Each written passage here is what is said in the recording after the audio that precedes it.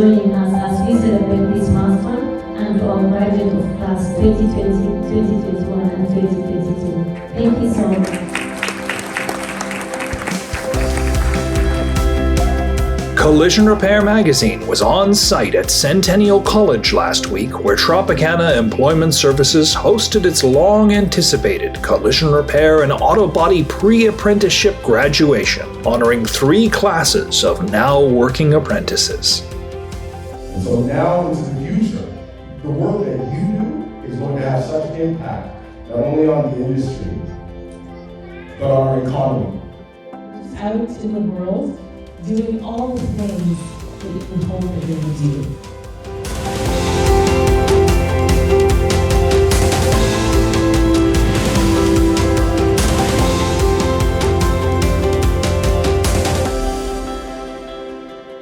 Congratulations to all the graduates on their start to a fulfilling career in Canada's collision repair industry.